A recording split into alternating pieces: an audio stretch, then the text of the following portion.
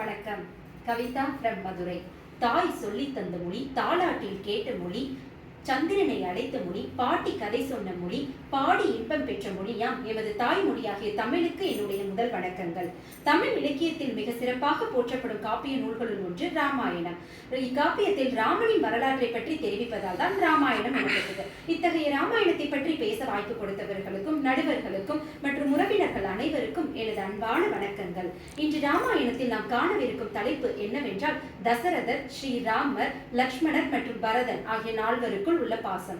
சூரிய குல வம்ச வழி மன்னர்களில் ரகு என்பவன் மிகவும் புகழ்ச்சியுடன் வாழ்ந்து வந்தான். அவனுடைய மகன் அஜன். இந்த அஜனுடைய புதல்வன் தான் தசரதன். கோசல நாட்டின் தலைநகரான அயோத்தியை ஆண்டு வந்தான். தசரதருக்கு 3 மனைவிகள். தசரதருக்கு எல்லா வளங்களும் நலங்களும் இருந்த போதிலும் ஒரே ஒரு கவலை, தனக்கு அடுத்து இந்த நாட்டை ஆள்வதற்கு ஆண் வாரிசு இல்லையே.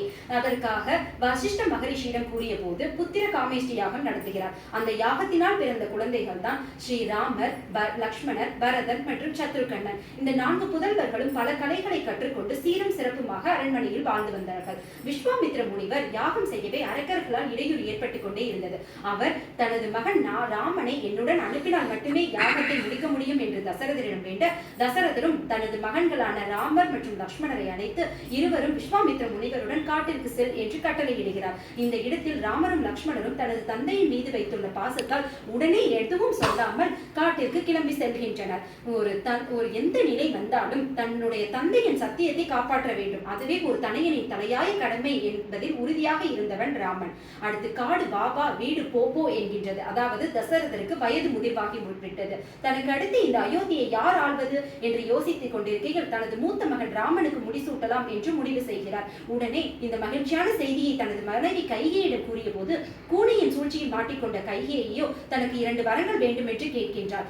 வாக்கில் தவறாத தசரதரோ கொடிய கைகேயின் ஆணையை மேற்கொள்கிறார். ராமனை அழைத்து நீ 14 ஆண்டுகள் வனவாசம் போக வேண்டும் என்று கூறுகிறார். அந்த இடத்திலும் தந்தை மீதுள்ள பாசத்தில் எதுவும் சொல்லாமல் நான் அப்படியே செய்கிறேன் என்று கூறி காட்டிற்கு கிளம்புகிறார். லக்ஷ்மணர், அண்ணா நானும் உங்களுடன் வருகிறேன், அதுதான் எனக்கு அயோத்தி என்று கூறி ராமர், சீதை, லக்ஷ்மணர் என மூவரும் அயோத்தி நகரை விட்டு கானகம் நோக்கி செல்கின்றனர். தனது ஆசை மகனே இந்த அயோத்தி நகரை விட்டு கானகம் சென்று விட்டானே, இனி நான் மட்டும் எப்படி இந்த அயோத்தியில் உயிர் வாழ்வேன் என்று கூறி தன்னுடைய உயிரை விடுகிறார் தசரத மன்னர். பரதன் தன்னை பெற்ற அன்னையின் பேராசையால் ஏற்பட்ட சம்பவங்களை எண்ணி மிகவும் வருந்தினான். மூத்தவன் இருக்க நான் எப்படி முடிசூட்டுவேன் என்று பட்டத்தை தவிர்த்தான். தனது சகோதரர்களை அழைத்து வரும் எண்ணம் வனத்திற்கு செல்கின்றான். வனத்திற்கு வருவதை பார்த்த பரதனை பார்த்த லக்ஷ்மணர் ராமனிடம் கூறுகின்றான், தாம் கானகம் வந்த சூழ்ச்சியில் பரதனுக்கும் பங்கு உண்டு, அதனால் ஏற்பட்ட அவமானங்களை நான் இப்பொழுதே நீக்குகிறேன் என்றார். ராமனோ பரதனை பற்றி நன்கு அறிந்தவன். கைகேயின் சூழ்ச்சியில் பரதனுக்கு எந்த பங்கும் இருக்காது என்பதை தெல்ல தெளிவாக விளக்குகின்றான். அறிவில் சிறந்த பரதன் நம்மை காணவே கானகம் வருகின்றான். இந்த இடத்தில் வில்லிற்கும் அம்புக்கும் ஆயுதங்களுக்கும் என்ன வேலை? தன்னுடைய தந்தையின் வாக்கை காப்பாற்றவே நாம் இங்கு கானகம் வந்திருக்கிறோம். பரதனை கொன்று நாம் அந்த அரசை ஏற்பதில் என்ன வேலை வேண்டியிருக்கிறது? பரதனும் நீயும் சத்ருகண்ணனும் இல்லாமல் எந்த சுகம் கிடைத்தாலும் அதை நான் ஏற்றுக்கொள்ள மாட்டேன் என்கிறார். பரதனோ தன்னுடைய சகோதரர்களிடம் பாசம் கொண்டவன், பேரன்பு கொண்டவன். அவனிடம் வீண் சந்தேகம் கொள்ளாதே, உனக்கு ராஜ்யம் வேண்டும் என்றால் சொல், நான் பரதனிடம் சொன்னால் எந்த சலனமின்றி அவன் விட்டு கொடுத்து விடுவான் என்று ராமன் கூறுகின்றான். இதை கேட்டு லக்ஷ்மணரோ உடல் குறுகி போனான். இந்த இடத்தில் பரதன் மீது ராமன் வைத்திருந்த பாசத்தை இந்த நிகழ்ச்சி எடுத்து காட்டுகிறது. வனத்தை வந்தடைந்த பரதன் தன்னுடைய தந்தை இறந்த செய்தியை ராமனிடம் கூறுகின்றான். வெந்த புண்ணில் வேல் பாய்வது போல உடனே மயங்கி விழுந்து விட்டான் ராமன். துயருற்ற ராமனும் அவனுடைய சகோதரர்களும் சேர்ந்து அந்த இடத்திலே காட்டிலே தந்தைக்கு செய்ய வேண்டிய சடங்குகளை செய்கின்றனர். அடுத்து பரதன் ராமனிடம், அண்ணா நீங்கள் தான் அயோத்தி ஆள வேண்டும், இப்பொழுதே என்னுடன் அயோத்திக்கு வாருங்கள் என்று மிகவும் வற்புறுத்தினான். ஆனால் ராமனோ, பரதா உன் சொல்லை கேட்டு நான் அயோத்திக்கு வந்துவிட்டால் தந்தையின் சொல் பொய்யாகிவிடும். அவருடைய மகன் நீ என்கின்ற முறையில் அயோத்தி சென்று அயோத்தி நகர மக்களின் நலனை காத்துக்கொள் என்றார். தம்பி, அரசன் இல்லாத மக்கள் மிகவும் தவித்து போவார்கள், உடனே அயோத்திக்கு செல் என்று கூற, அண்ணா நீங்கள் இல்லாத ராஜ்யத்தில் நான் பிரதிநிதியாக மட்டுமே ஆட்சி செய்வேன், உங்கள் பாதுகைகளை எனக்கு தாருங்கள் என்று வேண்டுகின்றார். நந்தியின் பதியிலே பாதன் நாதுகம், செந்தனி கோல்முறை. ராமனுடைய பாதுகைகளை பெற்றுக்கொண்டான், தலையில் வைத்துக் கொண்டான். இதைவே நமக்கு கிரீடம் என எண்ணிக்கொண்டான். ராமனை வணங்கினான். ராமனின் பாதுகைகளை பெற்றுக்கொண்ட பரதனோ அயோத்திக்கு செல்லவில்லை. நந்தியம் பதியில் தங்கி பாதுகைகள் கோலோற்ற புலனின்பம் துறந்து அழுத கண்ணீரோடு இருந்தான். இந்த இடத்தில் பரதன் ராமன் மீது வைத்திருந்த பாசத்தை நம்மால் காண முடிகிறது.